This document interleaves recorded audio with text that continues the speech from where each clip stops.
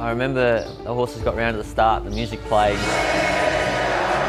The 2022 Everest was all about Nature Strip and the up-and-coming Giga Kick. And they're going in. The atmosphere on track was electric. The gates are back, they're off and racing.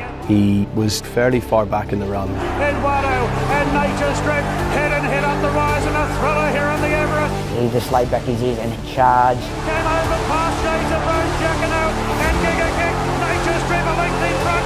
Private Eye. Giga Kick. I think you might have seen me dancing and carrying on. And the rest is history. Giga Kick down the outside wins the Everest. The unbeaten 3-year-old's done it.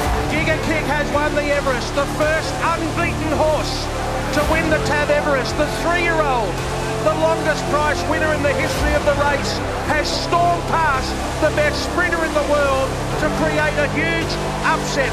Craig Williams. How's Giga Kick going to go this year? They'll have to beat him again.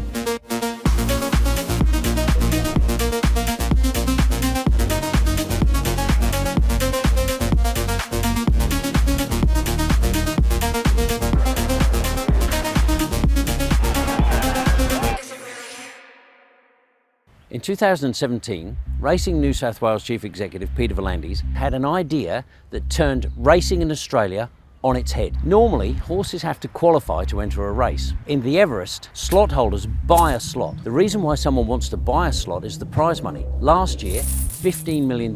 That makes the Everest the richest race on turf in the world. This is what the Everest is all about, the slot. There are 12 slots in the Everest, and each one costs $700,000. Once a slot holder has bought the slot, the deal making begins. Slot holders are chasing the owners and trainers of the fastest horses. Trainers are putting their horses in races leading up to the Everest to try and catch their eye. It all comes down to the deal. The Everest may be a sprint, but the race to get into it is a marathon.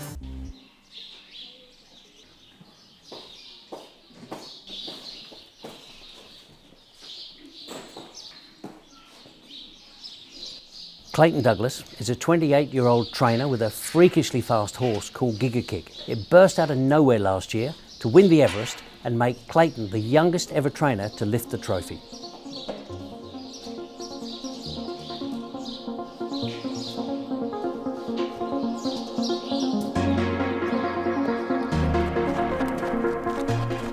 Oh, he's awesome. He'd come and sit on the couch at home if you'd let him. He's a bloody ripper.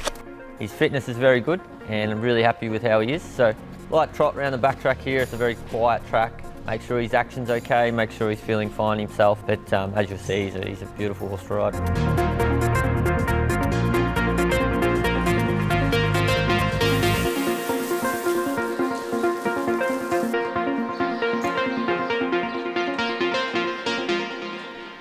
He's come back from a break in great order. I know Clayton's very pleased with him, and I know he's developed and set. And Clayton's quote was, "The boys turn into a man." So let's hope that he can, those outward looks show in his races, and he's gone on again to that next level. So we go and see him? Yeah, we should. Yeah. You sort of shot out of the blue, out of nowhere, didn't you, with this? It's an amazing story, it really is. To think he won a maiden in the February and to go into the October and win an Everest, it's a phenomenal feat. I don't know if any horse is going to do that ever again. Do you ride him yourself? Yeah, look, I ride him myself and I've ridden him from day one, so I like to sort of keep a routine. He's a flashy bugger. I've known Clayton ever since he was a jumping jockey, a flat jockey, and I knew he was a very good judge. I went down and trialled him. Clayton wasn't wrong. The horse had really come on. He's got the ability to be one of the best sprinters we have in Australia in time. You had to get Giga Kick up to New South Wales. How do you get him there? And we sort of headed up the week before on the private truck. So, yeah, look, he obviously headed up with his mate Frankie, and Frankie's a little Shetland pony, and he's been Giga Kick's travelling companion for quite some time now. They herd animals in the fact that, they do like having company. Generally speaking, I'll be in the truck with him. I normally like to be alongside him. In the back? Yeah, look, I'd go in the back as well, so it's a pretty easy trip. Has the money made any difference to you? Oh, absolutely it has. You know, I now own a house because of him. And what was the story with the slot? It's a little bit to it, and everyone needs to be happy with it. So, you know, it takes a little bit for everyone to be happy when there's a lot of prize money on the table. James, when did you first hear about the Everest? How does it work? Peter Piras called me, and I remember it quite vividly. He was very emphatic on the phone, and he sounded so driven and excited about this idea. It was a model that was probably taken from the American version of the race, the Pegasus. And interestingly, the Pegasus didn't quite succeed, but Peter worked out how to engineer the Everest to make it work. So there are 12 slots, which means only 12 runners in the race. And at the time, the cost of the slot was $600,000 a year. So we've been paying Racing New South Wales $600,000 a year, and that allows us then to go and negotiate with the owner and the trainer of a horse of our choosing to represent us in the race. You know, you don't have to have a horse to have a slot. People are leasing slots, they're selling slots depending on the demand. It's probably one of the most unique parts of it. There's no set terms and conditions on how the prize money can be split or what way it can work. There is a return for the slot holders, but there's also the excitement if you can find your own horse and win all the prize money, or simply split it. So it's a great and unique concept that's worked very well. It's talked about around the world. When you travel overseas, it's the first thing people want to talk about, and how they've linked this race to Australian racing is quite unique in what is relatively a short period of time for the historic game we're in.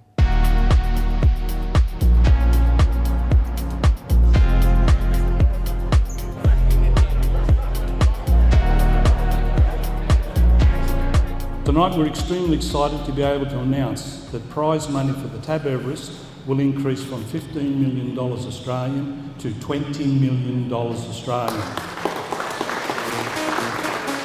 We're here at the TJ Smith with some of Australia's champion sprinters facing off. Nature Strip, Giga Kick, Marzu and I Wish I Win. And the gates are back.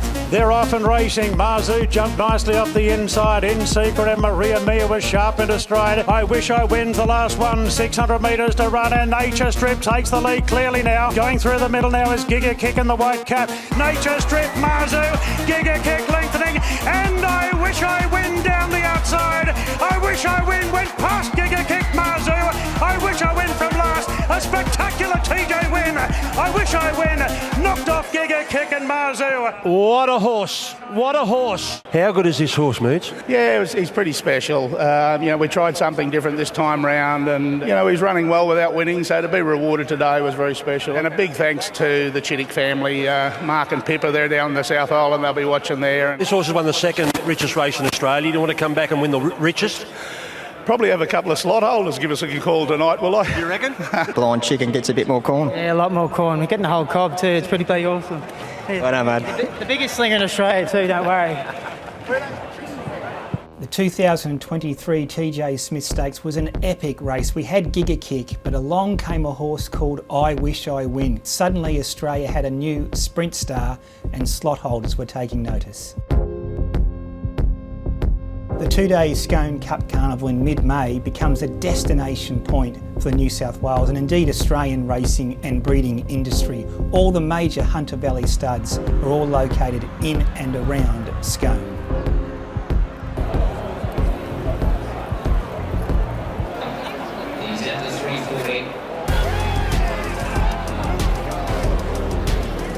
What about the Everest? You've got a connection with the I Wish I Win crew. Why haven't you negotiated a deal by now? Well, as a slot hole, of course, we got half the whip. The other part of the deal's with the owner of the horse. Yep. It feels like a natural marriage to me, but business is business and money is money. What if I put it to you this way? What if you missed out on I Wish I Win? I'd be very disappointed.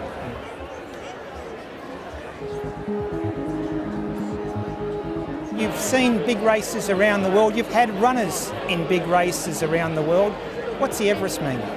Oh, I haven't had a runner in it yet, and it's the one race I'm really striving to have a runner, but it's the race where you basically need, you know, one of the fastest horses in the world to get into it. First things first, I've got to try and find a horse fast enough, but to have a runner would be very special, and it's an amazing concept.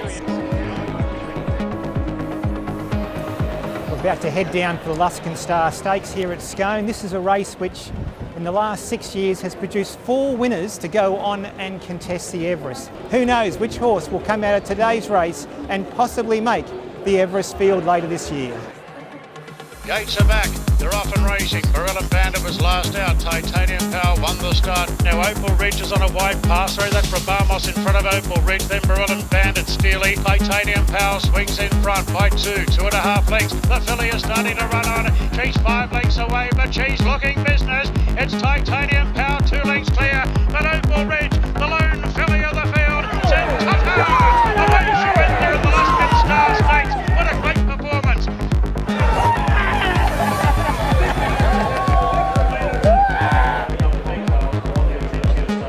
Is that race in October even on the horizon at all? Or? Who knows, mate? Yeah. Like, you know, we'll ride the trip.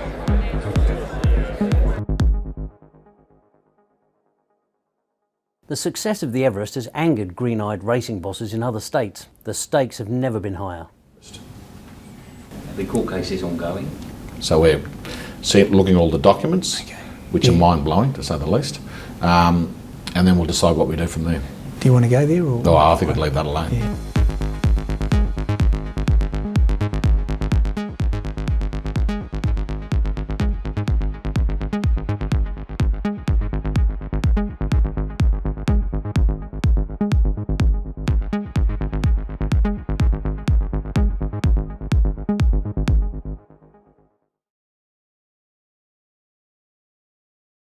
What are you really gambling with? For free and confidential support, call the number on the screen or visit the website.